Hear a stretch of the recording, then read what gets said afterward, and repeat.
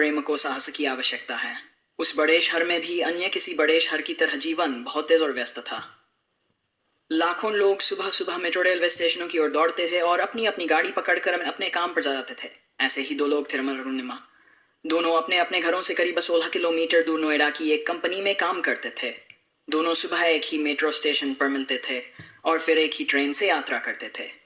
वैसे तो दोनों के घरों में बहुत दूरी, पर 4 महीनों से इस तरह साथ साथ दफ्तर जाते हुए और वापस आते हुए दोनों में अच्छी दोस्ती हो गई थी। ट्रेन में सिद्धार्थ नाम का एक लड़का भी होता था और वो भी हर दिन उसी ट्रेन के उसी डिब्बे में यात्रा करता था। सिद्धार्थ रमन और तरुणिमा की दोस्ती पर ध्यान तो देता था, लेकिन कभी भी उन दोनों के बीच कुछ बोलकर उनके नजदीक जाने की कोई कोशिश नहीं की थी। वे सभी एक भीड़ भरे ऑटो रिक्शे में एक साथ कार्यालय तक यात्रा करते थे।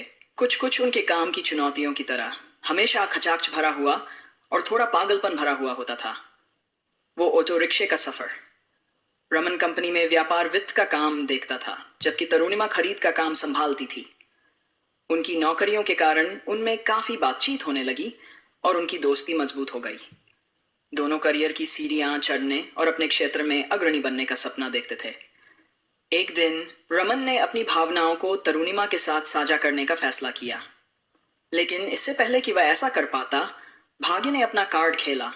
काम पर जाते समय वे एक दुर्घटना का शिकार हो गए। रमन और सिद्धार्थ ठीक थे, लेकिन तरुणिमा का पैर टूट गया और चेहरे पर कुछ चोटें आ गईं, जिसके बाद तरुणिमा को गुड़गांव के एक अस्पताल में भर्ती कराया गया। सबसे पहले रमन चिंतित था, लेकिन जैसे जैसे समय बीता गया उसकी रुचि खत्म हो गई। हालांकि सिद्धार्थ अस्पताल में तरुणिमा से मिलता रहा और उसका समर्थन करता रहा। डॉक्टर ने कहा कि ठीक होने के बाद भी चलने में दिक्कत हो सकती है, लेकिन सिद्धार्थ ने उसका साथ नहीं छोड़ा। सिद्धार्थ के प्रोत्साहन से तरुणिमा ने कड़ी मेहनत की और आखिरकार वह नई चुनौतियों का सामना करते हुए कार्यालय में वापस आ गई। सिद्धार्थ ने उसे ठीक होने में मदद के लिए एक फिजियोथेरेपिस्ट से भी मिलवाया। फिर आई बड़ी खबर। सिद्धार्थ और तरुणिमा शादी कर रहे थे। उत्सव के दौरान रमन ने एक आश्चर्यजनक बात देखी। तरुणिमा एकदम सही चल रही थी। उत्सुकतावश उसने उससे पूछा कि कैसे, और उसने उत्तर दिया, प्यार के लिए साहस की आवश्यकता होती है रमन, कुछ ऐसा जो तुम्हारे पास नहीं है।